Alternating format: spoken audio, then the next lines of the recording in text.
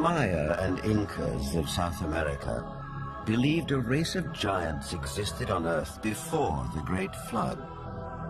So did many other ancient civilizations. Some took them for gods, others left likenesses of them in stone or wrote about them in their histories. The Greeks and Romans told of blood falling from heaven and landing in the lap of the earth goddess Gaia, who gave birth to the Titans, a race of fearsome giants.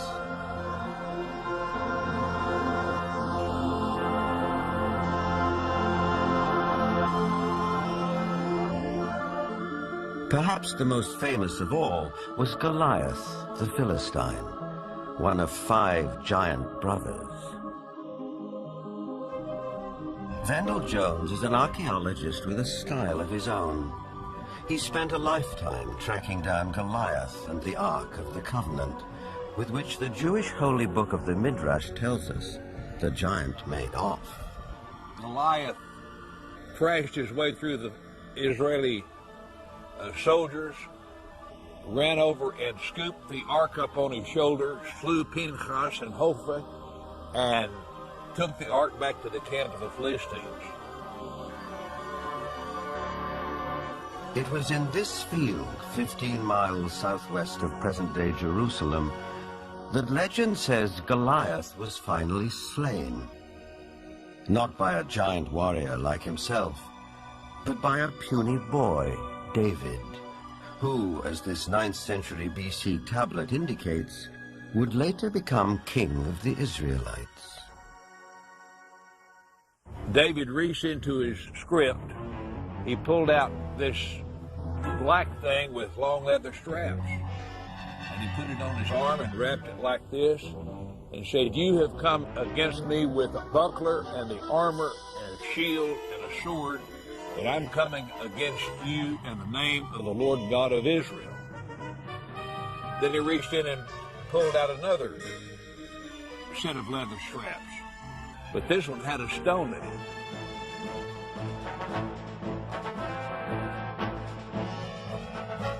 And like this, the shepherd boy cracked Goliath, stunned him. He didn't kill him.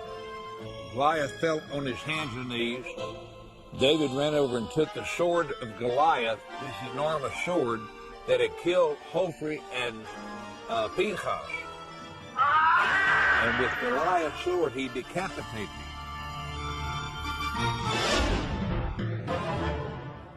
Just 2 miles from where the famous fight took place stands an 80-foot overgrown mound. This is believed to be Goliath's final resting place, though no one knows for sure because it's never been excavated.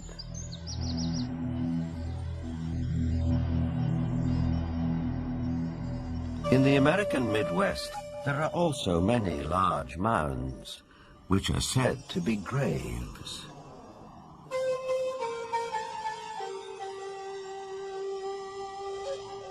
An author who has sold over 15 million books and written extensively on giants is Brad Steiger. Mass graves of giants were opened. Some of the men 8 feet tall, some of the women 7 feet tall, some records of men 10 feet tall, and extremely large skulls. And extraordinarily, some of these skulls had horns, some had extra rows of teeth, some had other what we would call anomalies, but they were extraordinarily large skulls and extraordinarily large people. A maverick archaeologist who has long been fascinated by legends of American giants is David Hatcher Childress. A number of mounds in the Midwest in America were excavated starting around 1850. And in many cases, they would find skeletons of people who were in excess of 7 feet tall.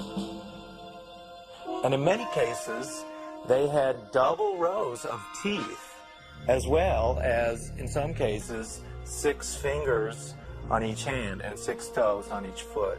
The one that was found in Bridal Veil Falls, California by a group of miners. First they found this wall with very intricate hieroglyphics. They assumed that they were finding gold behind the wall. They broke it down and they found this woman holding a child covered with fur and a strange kind of dust. The same tall female mummified remains have been found in Texas. They have been found in Death Valley. They have been found in other parts of California.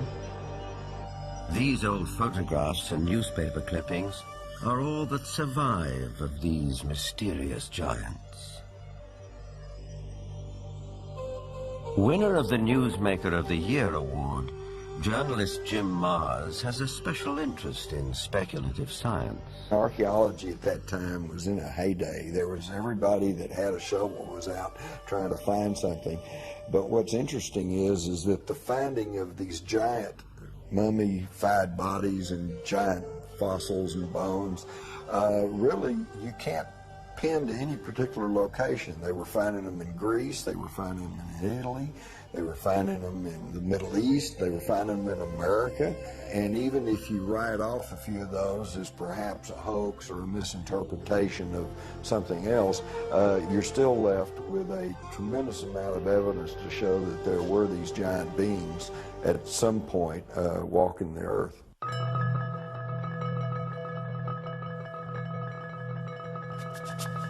In 1912, ranchers started coming to this isolated cave near Lovelock, Nevada, to dig out bat guano for fertilizer.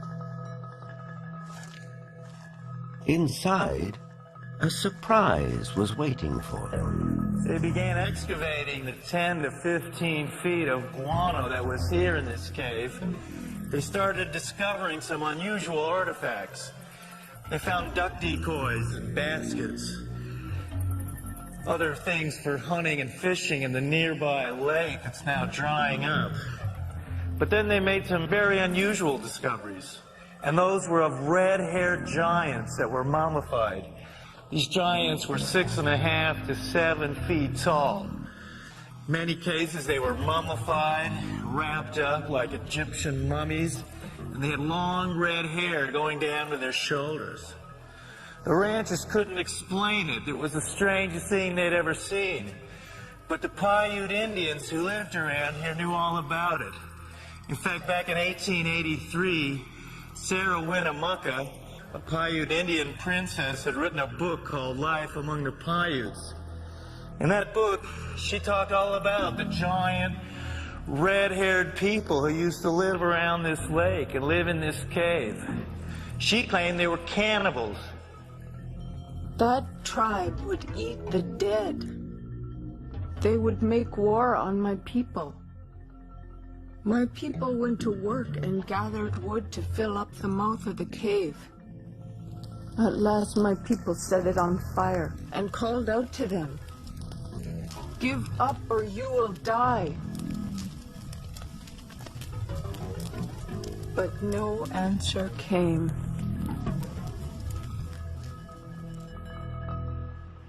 Now, one of the great mysteries of the West is what happened to these giants? There was nearly 60 skeletons brought out of this cave, but today they're nowhere to be found. Is it that there is some kind of archaeological cover-up that has occurred here? Something that concerns giants? Perhaps the entire story may be a rural legend, or like tons of buffalo bones, the remains may have been burned and used with the bat guano as fertilizer. Whatever the explanation, proof that there were giants here has disappeared. Yet at the same time, tantalizing clues to their existence can be found all over the world.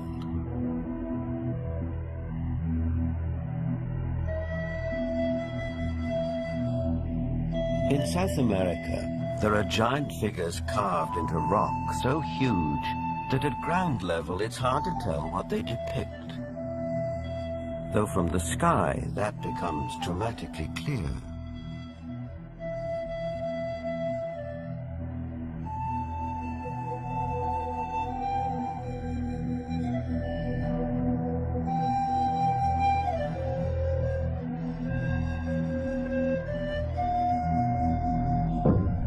This one in Chile, known as Cerro Unitas, at over 300 feet high, is believed to be the largest representation of a human-like figure in the world. Who carved it and why remains a mystery.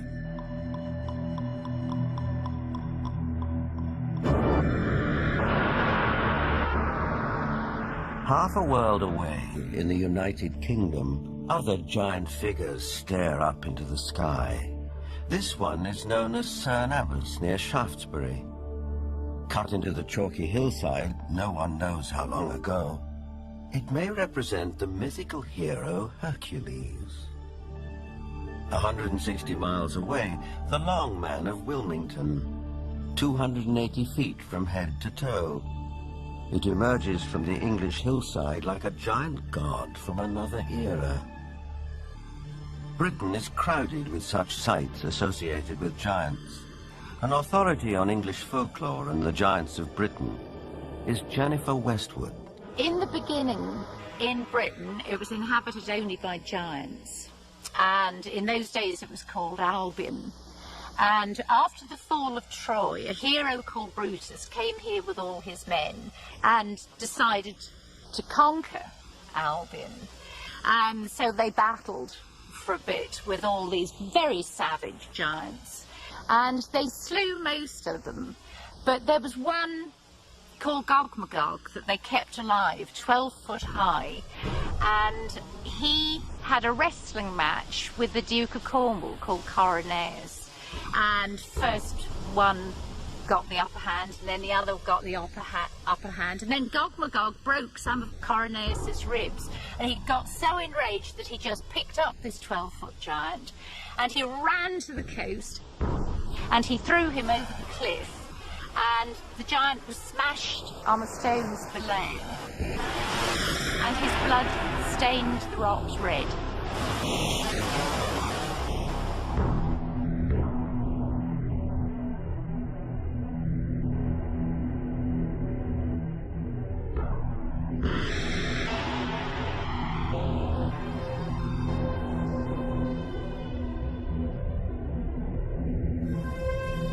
Giants also figure in the mythology of Stonehenge, arguably the most famous megalithic structure in the world.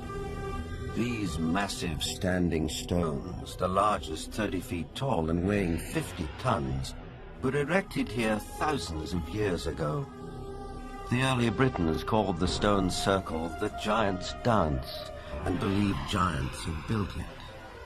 Who really built Stonehenge and how they did it are enduring mysteries. Perhaps in the end, we have to turn to legends for an answer. This was somebody in the past with a technology that we don't have, or a magical skill we don't have, creating these things.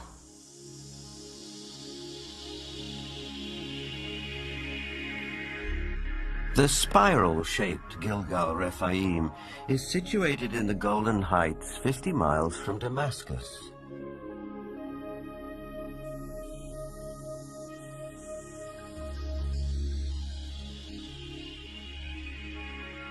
Constructed from an estimated 40,000 tons of loose rocks, it is remarkably reminiscent of Stonehenge.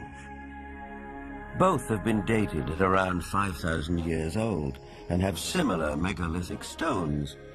And like Stonehenge, Gilgal is also said to be associated with giants. Only in this case, there's biblical text which seems to support the claim.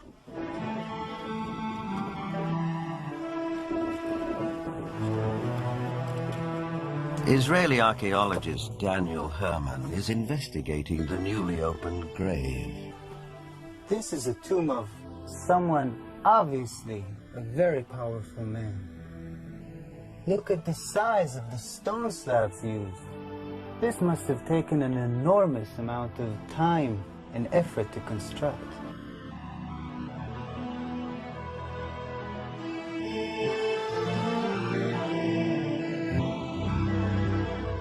When the Israelites came here and wrote their Bible, it was already here. They saw it.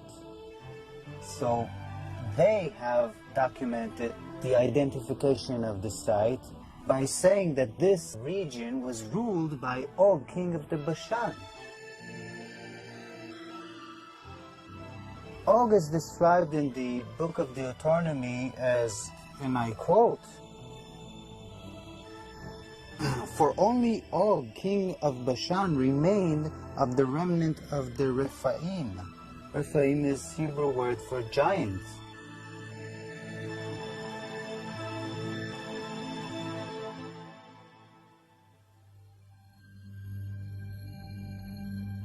The surface of our planet is strewn with gigantic constructions dating back thousands of years. They're in the deserts, on the plains, under the oceans, high on the mountains, like those in South America. I think the world looked like the cities we see in Machu Picchu, Tiwanaku, Sacsayhuaman. I think it was a world peopled by giants who structured their buildings out of massive building blocks, 500-ton, 250-ton blocks. Massive ruins, the scale of which stagger the imagination, are found throughout Central and South America.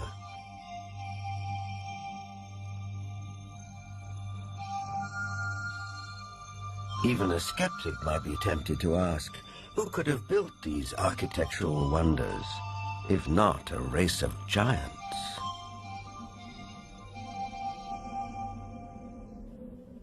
People of the Mediterranean island of Malta have an ancient belief that their island was known as the last stronghold of the giants of Europe. An explorer who has made a lifelong study of megalithic structures is the best-selling author of The Eyes of the Sphinx, Eric von Daniken. Malta has gigantic temples. They date really back to the past. Nobody knows exactly, but 5,000 years at least BC.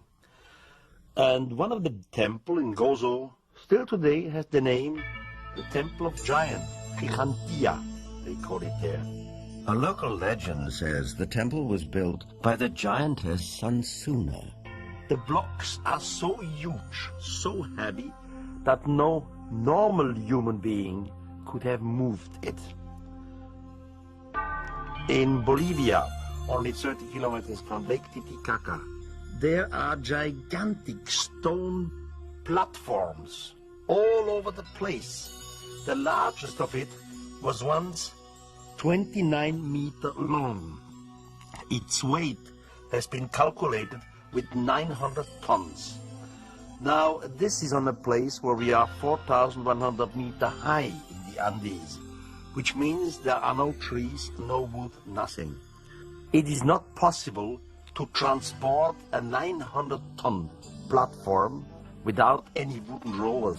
Even with wooden rollers, it would be extremely complicated. So these facts are here. You can see them, touch them, photograph them, but there is no explanation for it. For sure, the pre-Inca Indians, the Aymara, were not able to move it. So what is it? What's the result? We don't know. On many places on Earth, we find structures which could be related or to ETs, to a technology which we do not understand, or to giants. ETs, giants, a secret technology. Believers take it in their stride. Here's the best-selling author of Architects of the Underworld, Bruce Rucks. The architects are that race or those races who built all the megaliths in the old world, the pyramids, Stonehenge. They are the people who walked before us, the ones who inhabited this world before we did. We have called them gods. We've sometimes called them giants. They left their handiwork behind, and we have not been able to duplicate it. We've only reached the point now where we can really appreciate it. In Lebanon, 44 miles from Beirut, are the imposing ruins of Baalbek. There is mention of this place in the Old Testament's Book of Kings. Baalbek in particular is a very good example. That has the trilithon. Those are the largest stones in the world ever used for construction. They're so large we don't even know their actual weight. Those stones were somehow quarried, moved 5 miles, lifted 25, 30 feet in the air, and placed together so closely that you can't fit a razor blade or a piece of paper in between them. We have no idea how they did it. We don't have a crane in the world that can lift weights anywhere near what those things are. No one knows for sure, but according to Arab tradition, the earliest temples were built here after the Great Flood by a tribe of giants for the biblical king Nimrod.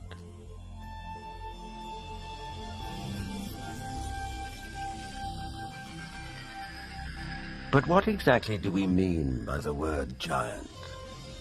Bloodthirsty monsters like the one-eyed Cyclops of Homer's Odyssey? Or the fee-fi-fo-fum ogres of children's fairy tales? Or could it also include peaceable giants, living as you and I do, walking the streets of our cities in the full light of day?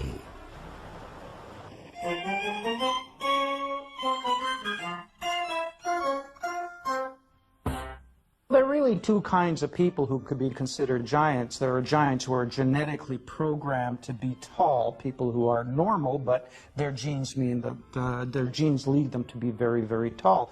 And then there are people who suffer from some kind of a disorder, the most common of which, or at least the most well-known of which, is acromegaly, which is a disease in which there is too much growth hormone produced.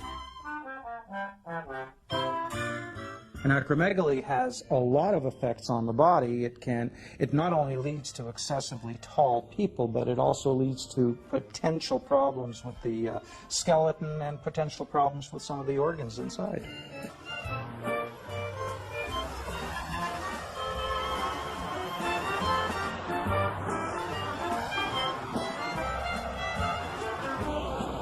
Ryan is a healthy, well-proportioned, 7-foot-tall, normal young man. I just wish I were as tall as he was. But what makes a person unusually tall? Is it a family trait, nutrition, or something else?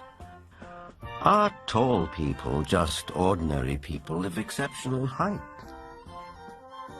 Certainly, some tall people are giants in their profession.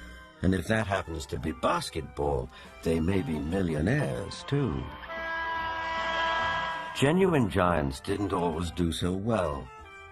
Here's Jack the Giant Killer presenting his latest capture to the king. Towards the end of the 19th century, this 9-footer was given to the Russian Tsar as a gift. For some of the vertically unchallenged, it was possible to make a modest living by displaying themselves in public.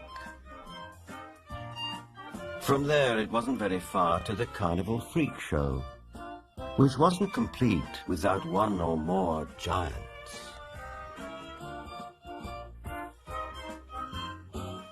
Even after death, they could still draw a crowd.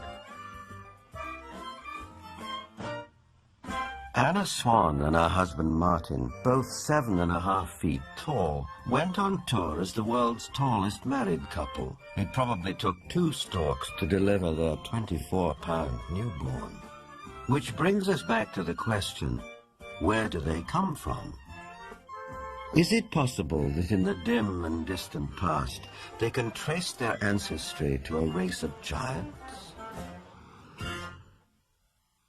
The Weizmann Institute's award-winning scientist, Dr. Marvin Antelman, believes he has the answer. If we all have genetic material from the first man, then it is not surprising to find here and there that you would have a giant existing among us today, because it would be a recessive gene that would produce such a person. The Watusi tribe, for instance, are very large. The median height for most of their males is close to about 7 feet. They're extremely tall. There are biblical references to even taller people who lived in ancient times. Rabbi Itzhak Marmostin of the Center of Jewish Studies in Vancouver, Canada. It seems quite clear because of the references in Genesis and later on the Book of Numbers and also in Deuteronomy, which are all fairly consistent with each other, that there were gigantic beings that seem to stem from pre-flood era.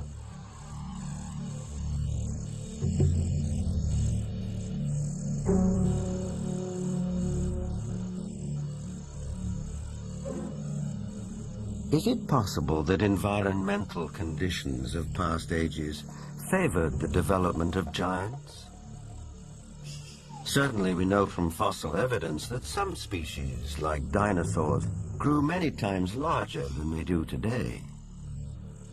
A supporter of this thought-provoking and controversial theory is Dr. Carl Bohr. Optimal genetic expression means the best that the organism has within the DNA is expressed because of favorable atmospheric conditions. Based on fossil evidence, trees like the California giant sequoia grew much larger than they do today. One theory explains this by proposing that environmental conditions in the distant past were more conducive to gigantic growth.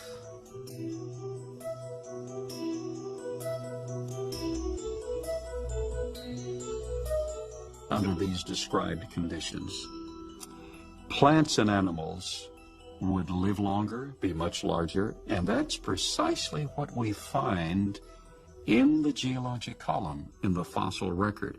Plants were much larger. All living systems were larger. We have animals that today have an 8 or 9 foot stature with a 16 to 20 foot stature. We have insects such as the dragonfly. Today, the dragonfly has perhaps a 4-inch wingspan. In the fossil record, his counterpart, Meganeuropsis, had up to a 5-foot wingspan.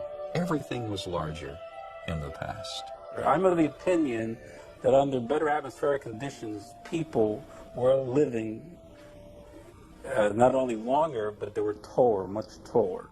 Giants and dinosaurs could not exist today as they did in the past because the atmospheric conditions simply will not permit it. We had a greater ozone layer at the time prior to the flood. At the time of the flood, it was diminished to about 1/7 of what it was at that time, and therefore, life on this earth as we know it no longer has the same life expectancy as it did at the time of the flood. A thinning of the ozone layer means less protection from the ionizing radiation from space, and less protection for plants and animals. Being interested in Earth's original conditions, after 35 years of research on those parameters, I've attempted to reconstruct that context. And in so doing, I've had our engineers build a biosphere that doubles the atmospheric pressure, that increases the electromagnetic energy, that increases the ratio of oxygen, but not to the level of toxicity, that eliminates ultraviolet radiation, etc. And the experiments that we've run have been very gratifying.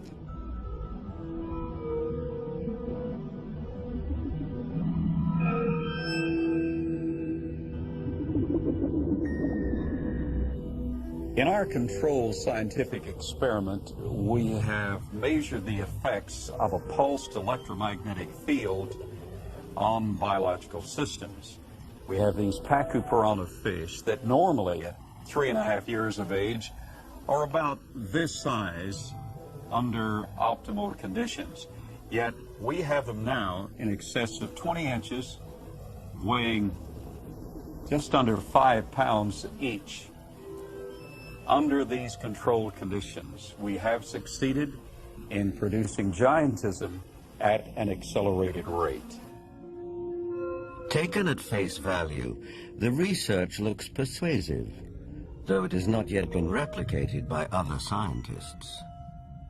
The conclusion in the tradition seems to be fairly clear that gigantic beings were existing at one time, and that as human history developed, or physiological, emotional, spiritual changes took place, those beings who survived seemed to be of a smaller gene pool.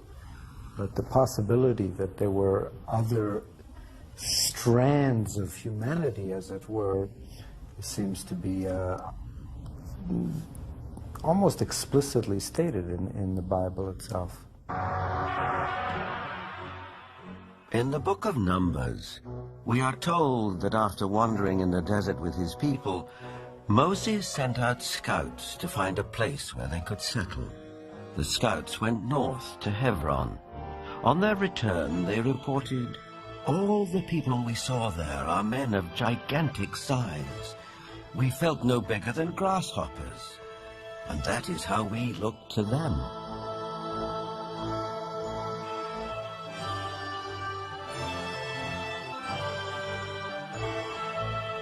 The tribes continued northeast to Mount Seir, known today as Petra in Jordan. But that too, as mentioned in the Bible, had been settled by giants. Wherever they looked, it seemed they found the remnants of giants.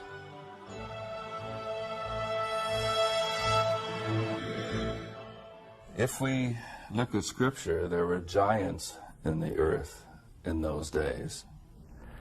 And if we take that literally rather than symbolically, that there were simply men of great powers and extraordinary abilities, then we could say that the first men, the first humans, were giants, or we could theorize that these giants came from somewhere else and used Earth as a colony. In itself, this notion is a startling idea. But a people more ancient than the Israelites believed the very same thing. They wrote that the giants were celestial beings who came not from Earth, but from another planet.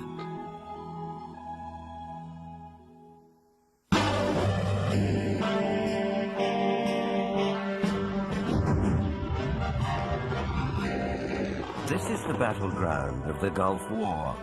We know it as Iraq.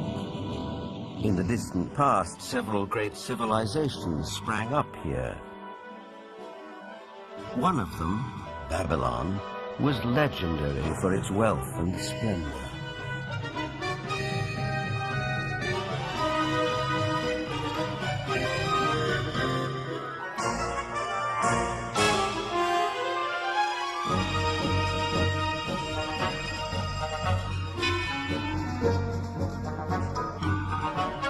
But long before Babylon, as long as 6,000 years ago, another remarkable civilization evolved. Its people were the Sumerians, who had an extraordinarily advanced culture. Their list of first just almost sounds like a whole list of our whole society. They had the first bicameral Congress, they had the first writing, they had the first school systems, and, you know, you just go on and on and on. So you have to ask, well, where did all this come from? And I think that you need to turn to the ancient Sumerians themselves and listen very carefully to what they have to say, because what they have to say, not just in one place, but over and over and over again, is that they were taught civilization by these beings that came from the heavens to the earth. They called them the Annunaki.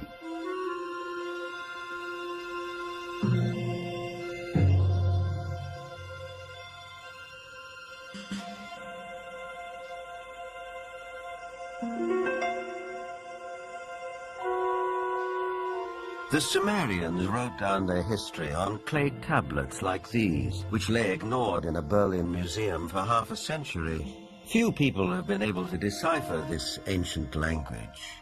but one of them is Zechariah Sitchin. The writings and the pictorial evidence left behind by the Sumerians going back 6,000 years speak and depict people who came from another planet called Nibiru, and many of the depictions show them much bigger, at least by a third, perhaps more than the average human being, so they were giants. This Sumerian cylinder seal from a Berlin museum is astonishing for several reasons. First, it depicts our solar system with the sun at the center and the planets arrayed around it, a fact not known to European science till around 300 years ago. It also shows the planet Pluto, which we didn't discover till 1930. And amazingly, there's another planet, which the Sumerians called Nibiru, and believed that it was from where the Annunaki, or celestial giants, came from. If you look at the three figures depicted here, they all look more or less the same size. But if you bear in mind that this figure of the deity, that he's seated, and you add from the knee to the hip to his size, you will realize that he is about 10 feet tall, a giant, one of those who from heaven to earth came. Looking for signs of extraterrestrial life, astronomers have searched deeper and deeper into the universe. But all along, maybe they should have been looking closer to home. For it's in our own solar system that a mysterious object has recently been detected, near where the Sumerians placed their planet Nibiru, home of the Anunnaki.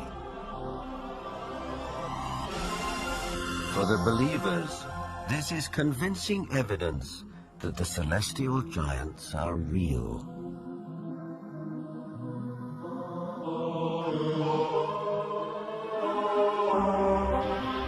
The ancient Sumerian text, just in a very broad overview, basically tell us that more than 400,000 years ago, that these Anunnaki came from space and landed on the earth in the Tigris-Euphrates Valley.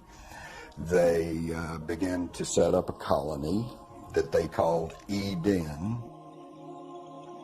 According to Genesis, Eden, or Eden, is where Adam was created from dust and Eve from one of his ribs. Others, however, have a more high-tech version of how human life began. In time, needing manpower, needing workers, jumped the gun on evolution using genetic engineering. They took the sperm of one of the Anunnaki, mixed that with the ovum of a primitive humanoid, probably one of these primitives that we are now finding archaeological remains of in Africa, the famous Lucy, and they produced a hybrid which eventually became Cro-Magnon or modern man.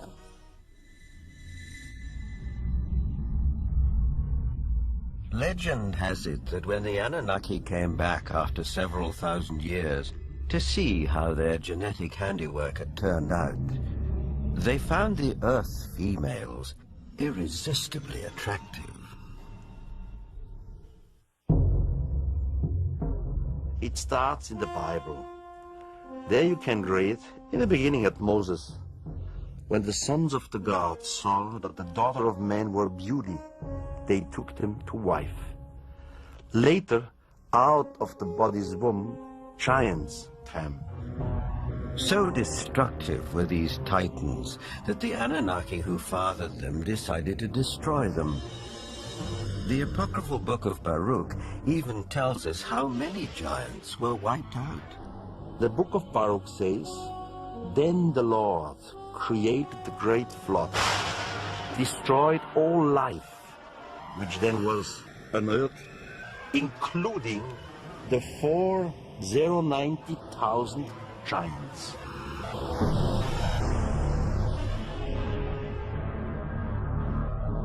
As the story goes, some of the Titans survived, but their reign as rulers of the earth was over, and humans became the dominant species.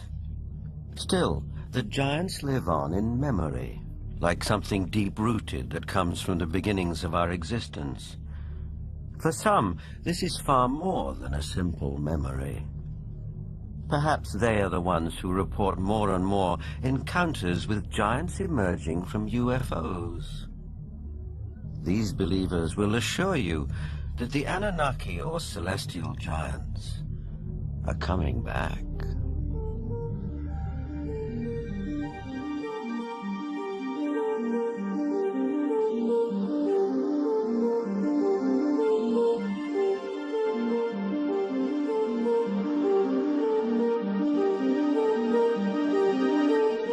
The town of Yatzitz is 25 miles west of Jerusalem. On January the 3rd, 1996, Chief of Security Herzl Constantini was at home when he heard a strange noise outside. When I opened the door, I was paralyzed with fear. I saw a gigantic being around 5 feet wide and 11 feet high. I estimate its weight at about 2 tons. I called the police, and 2 officers came over to the house. They laughed at us and accused me of drinking. But when the trackers came and saw the prints, they stopped laughing.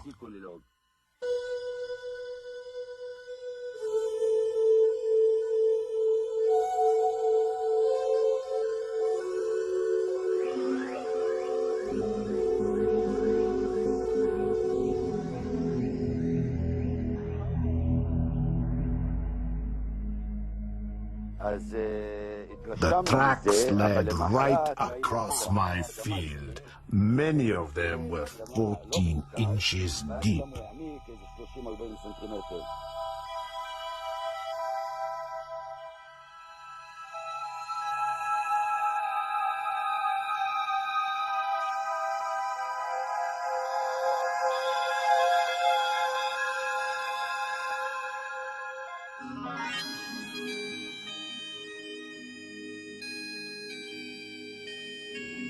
Over the past 10 years, reported sightings of UFOs with giant occupants have been on the increase. Former director of the British UFO Research Association, Jenny Randall, is familiar with these statistics. From an analysis of 15,000 encounters with beings, giant encounters have increased every single year since the 1965 period onwards, and we are therefore getting far more reports of giants being seen today than we did 30 or 40 years ago. The apocryphal books of Enoch are believed by many to be over 5,000 years old. In them, Enoch writes about how he was taken up to the heavens by 2 men of great height. In this celestial journey, he also talks of meeting those who from heaven to earth came. 2 huge men appeared to me, the like of which I had never seen on earth. Their faces were shining like the sun. Their eyes, too, were like a burning light. Then they took me up and carried me to the first heaven. And they fly with their wings and do the rounds of all the planets. They led before my face the elders, the rulers of the stellar orders. These groups carry out and carefully study the movements of the stars. Enoch is taken up to the sky at least 3 times. In our today's view, we would say he was taken up to another spaceship. There he has a discussion with what is called the highest, whatever the highest is. We would say maybe the commander of the spaceship. In other words, Enoch is what we would call a victim of alien abduction. This might seem like a far-fetched interpretation of a text written a very long time ago. On the other hand, present-day accounts by people who claim to be abductees are not so very different. The elders were 6 to 9 feet tall. They had white hair, pale skin, almost albino, light blue eyes, wore white robes, and had no shoes on at all. And they could speak audibly, and they could also speak through mental telepathy.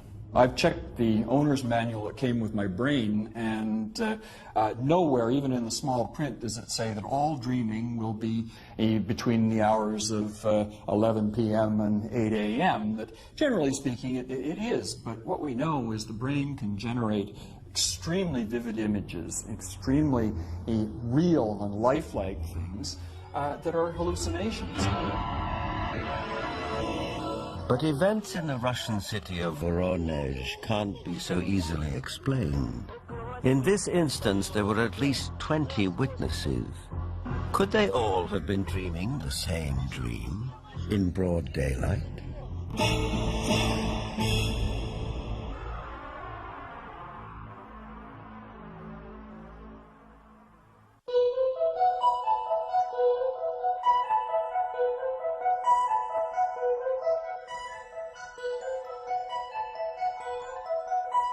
In September of 1989, something happened in the city of Voronezh, 200 miles south of Moscow, which caught the attention of the world press. For several weeks, strange lights were seen over the city. Then on September the 27th, it was reported that a spacecraft landed in one of the city's public parks, from which 3 alien giant figures emerged. Nothing remotely like this had happened in Voronezh before. Before coming to America in 1990, Ukrainian journalist Paul Stonehill covered the Voronezh story for the international press. Top Voronezh researchers of anomalous phenomena who include scientists, geologists, and also some military people went to the site immediately thereafter. They were on the site on the 3rd of October studying and collecting specimens.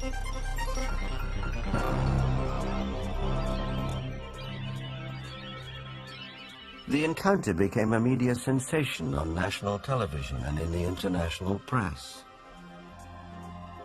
Не было, ну уже хотя бы потому, что не было до сих пор в Воронеже событий, подобных тем, Drawings of the landings by children who were there capture the event vividly. It attracted the attention of the media around the world because it was effectively endorsed by TASS, the Soviet news agency, who up until that time had certainly not given any credence at all to this kind of story. They had the chance to talk to many eyewitnesses, adults as well as kids, policemen, school teachers, students, scientists who had witnessed similar or even differently shaped UFOs. The underlying theme was that giant-like beings exited from strange-looking craft, did some research throughout Voronezh, and were able to get back to their craft and fly away.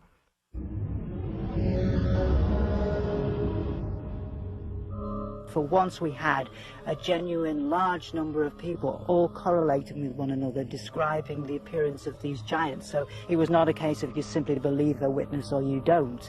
Here you couldn't fail to believe them because there were so many of them talking in concert. Находился я в это время I was standing not far from the main road of the South Park, and I saw this flying object at an approximate height 250 meters.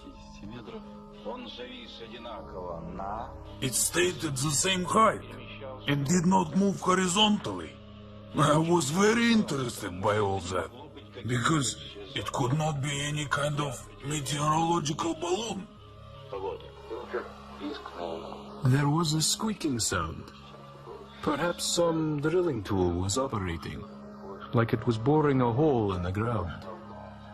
The creatures started coming out. They did not look too much like humans. They were much taller than humans. They did have shoulders, but I didn't see the head.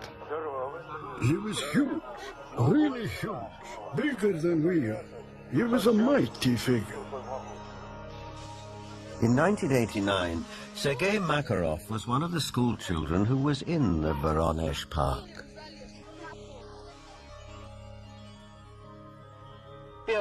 I remember a crowd that gathered around the place. Everybody was scared. Everybody turned pale. I was absolutely flabbergasted. Denis Borzhenko was also one of the boys in the park on that day in September 1989. I saw some traces there, and also a strange man. Outwardly, he looked like any other man, only he was huge. A moment later, he suddenly disappeared. I had no doubt that the UFO and the giants existed, because I saw them. But sometimes when I look back, it seems sort of like a fairy tale.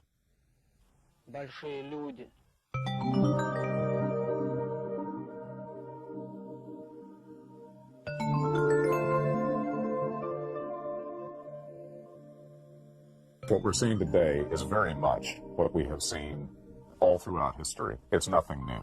Anything going on with the UFO phenomenon today is something that has always been around, and you can find it in ancient mythology all over the world.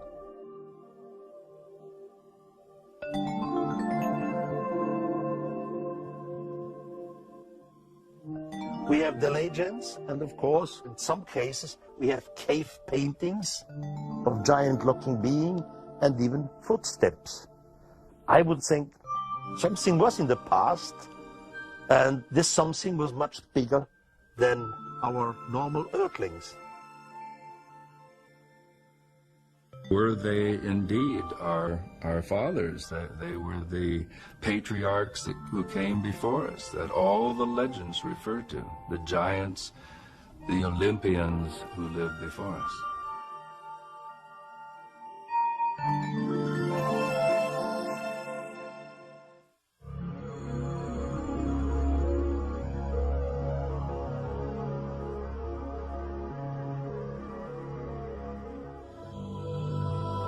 Whether fact or fantasy, giants have occupied our collective consciousness for as long as we can remember. But did a race of giants ever truly walk the earth? The ancient texts, as well as some of the evidence, suggest they did. And is it possible that recessive genes in the 7- and 8-footers that walk amongst us today could be connected to a former race of giants? Now, with reports like the giants of Voronezh, one wonders if perhaps the godlike giants of the Sumerians are coming back. But whether they are real, imagined, or allegorical, one thing is for sure. The mystery and the myth of giants will be with us for a long time to come.